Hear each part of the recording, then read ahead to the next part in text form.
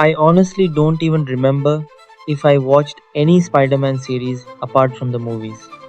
I mean, I did watch that animated cartoon on TV back in the day, childhood nostalgia vibes.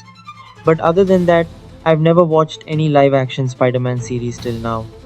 But now we finally got one, a live action black and white, or technically colorful black and white series. There are a total of 8 episodes, and each episode is around 47 minutes long. None of them are super lengthy. So, overall, you can easily finish the series in around 6 7 hours on normal speed. Now, coming to the story, it's actually pretty interesting. The story directly takes us to the 1930s. And one question people might have is, do I need to watch the other Spider Man movies or MCU projects before this? Is it connected to the MCU? The answer is not directly connected at all. The story has basically nothing to do with the MCU because this series takes place in an alternate universe. Here, we see a completely different Spider Man, one who has already grown old, and his story is also very different compared to the normal Spider Man movies we've seen. The story is set in 1930s America, where our hero, who was once Spider Man, known as the Spider, used to help people. But then, something happened in his life that made him quit everything. He took off the mask and started solving small, low level detective cases instead. Basically, in the 1930s, he runs a detective agency where people hire him for small investigative jobs. But one day, strange cases start coming to him, and all of them are connected to one massive criminal conspiracy. At the same time, strange superpowered individuals start appearing in the city, meaning our hero isn't the only superpowered person here anymore. There are other characters too, like Electric Man, Sandman, and several others entering the city. So, where are these people coming from? What happens next? All of that is something you'll have to discover inside the series itself.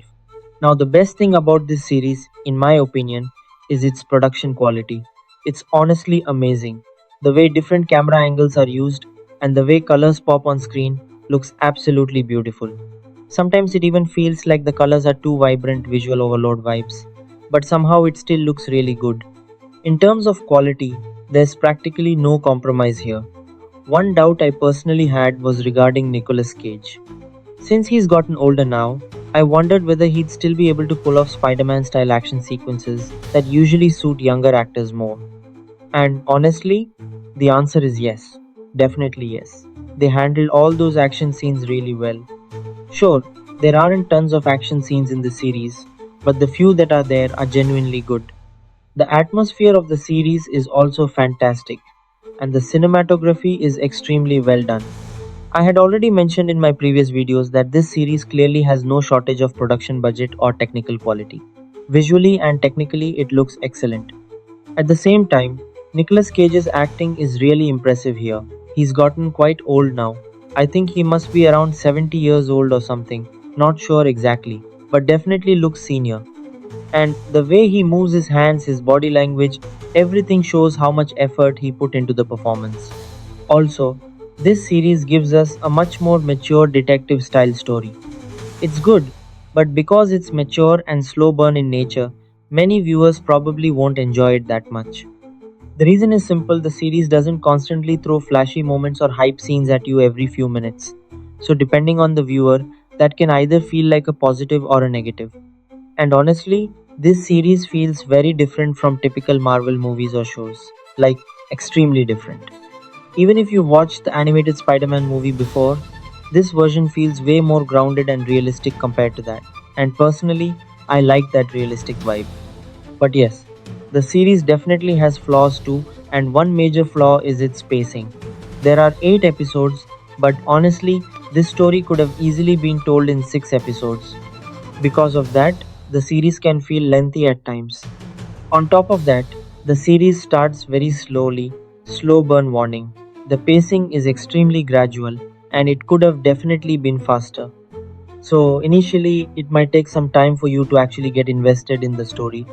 At the same time, the series has limited action scenes, which honestly feels like a drawback because this is a Spider Man series. After all, you naturally expect bigger action moments. You'll also notice some tone inconsistency here.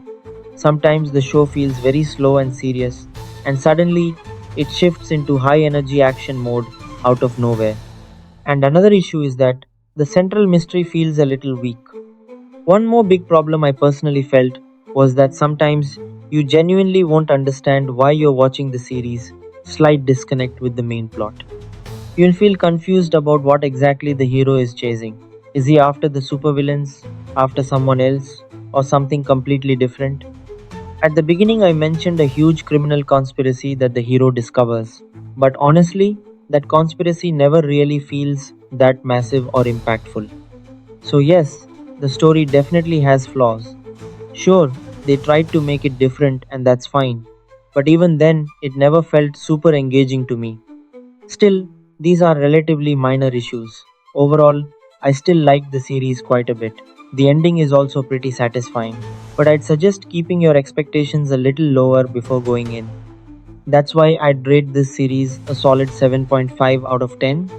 It definitely could have been even better with some improvements in the story and by reducing the number of episodes slightly. Other than that, it's still a pretty decent series overall. You can even watch it with family, there's nothing too inappropriate here except maybe one or two kiss scenes. And with that, I'll see you guys in my next video.